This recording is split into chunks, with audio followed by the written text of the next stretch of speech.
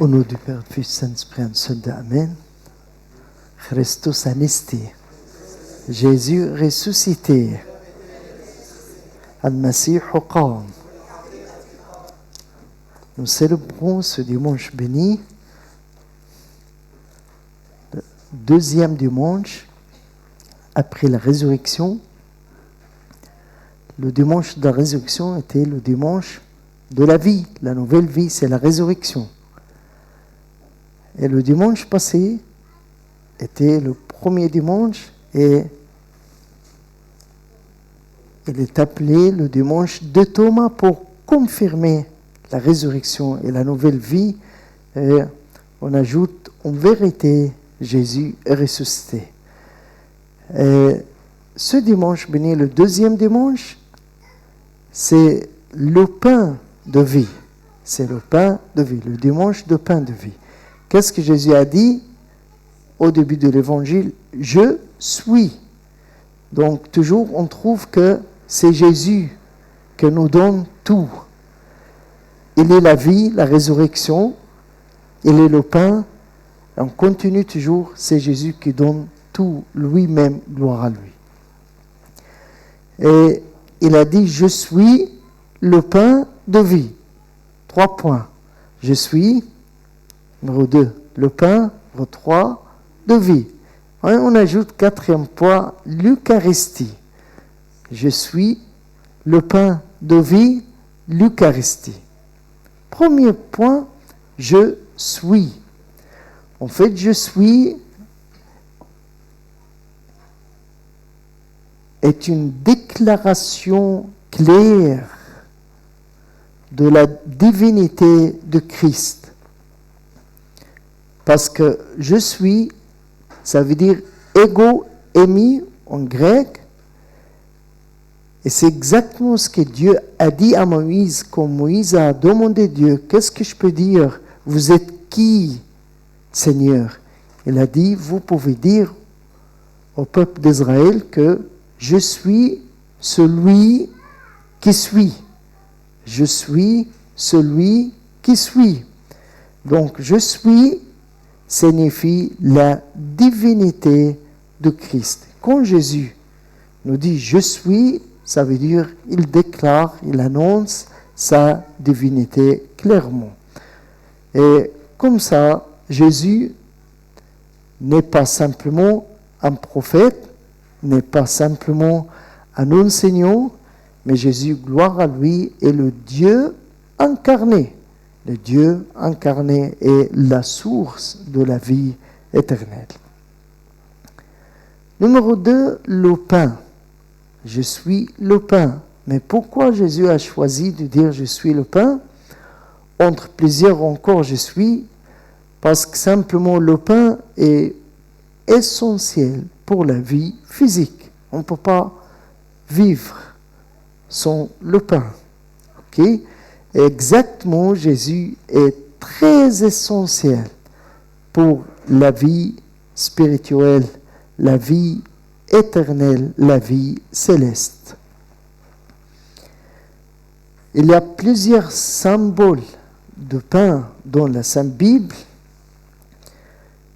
Peut-être le plus célèbre, c'est la manne. Dans le livre de l'Exode, chapitre 3, Dieu a nourri son peuple avec la manne qui est descendue du ciel. Qui est descendue du ciel. Et exactement dans la liturgie divine et la messe, le Christ est la véritable manne. La manne non périssable. La manne qui donne la vie véritable, la vie éternelle. Et aussi, c'est la manne qui descend du ciel pour nourrir pas seulement le corps, mais en plus et surtout l'esprit et l'âme. En plus le corps, bien sûr. Le pain représente aussi l'abaissement divin. Pourquoi? Comme le grain est brouillé et puis le Christ aussi s'humilie, souffre et meurt pour être notre nourriture à la fin de la messe. Le pain symbolise aussi l'unité et l'Église, un seul pain pour tout le monde, partagé par tous. Et ça signifie aussi l'unité du corps de Christ qui est l'Église. Troisième point, c'est de vie. Je suis le pain de vie. En fait, la vie, c'est le but ultime. Pourquoi Jésus a fait tout ça? Pourquoi tout le plan de salut? Simplement une réponse facile et simple pour nous donner la vie. Parce que nous étions morts à cause du péché. Et Jésus est venu pour nous retourner la vie, nous donner la vie éternelle avec lui, sa vie éternelle et la vie céleste. Ce n'est pas du tout sur terre, mais on va continuer notre vie dans les cieux.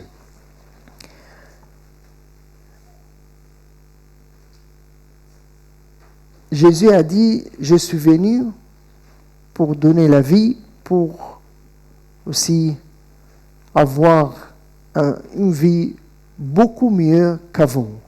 C'est le but de la venue de Jésus, de nous donner la vie. Et la question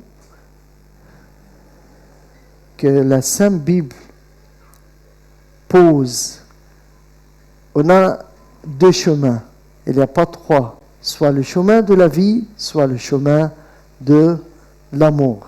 Il n'y a pas entre les deux. Et la question biblique, quel chemin vous choisissez? Quatrième point, c'est l'Eucharistie. En fait, l'Eucharistie, c'est un grand sacrement de l'Église, le sacrement de la Sainte Communion, de la messe, de la liturgie divine. Et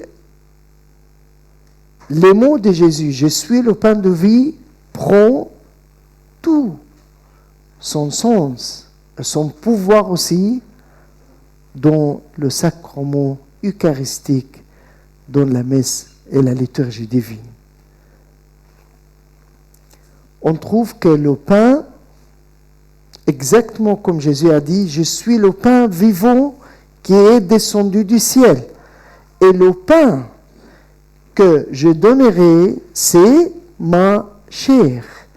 Et le pain que je donnerai, c'est ma chair, que je donnerai pour la vie du monde.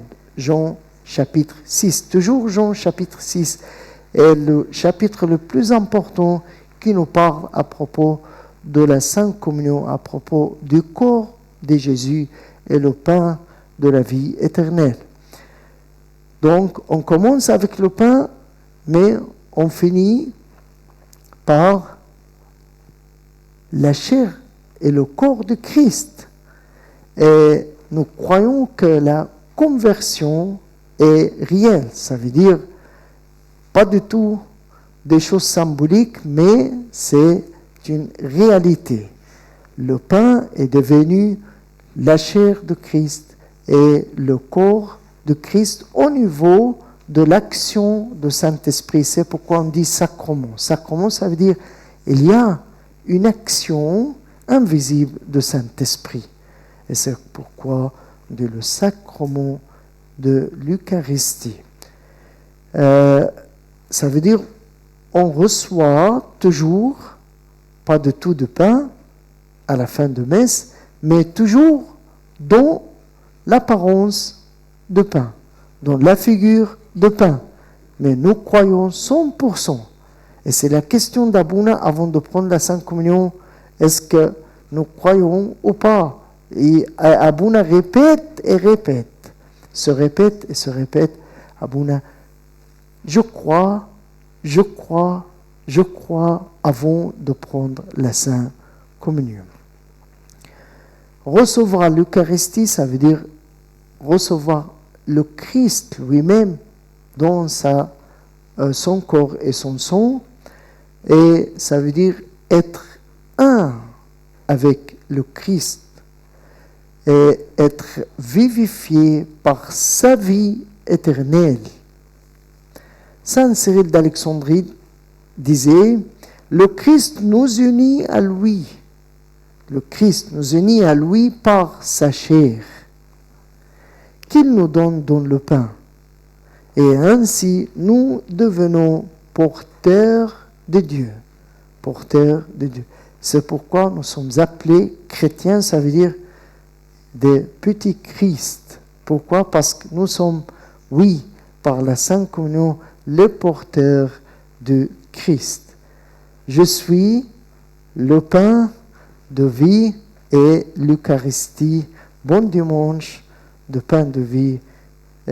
Christus anest encore. Gloire à Dieu éternellement. Amen.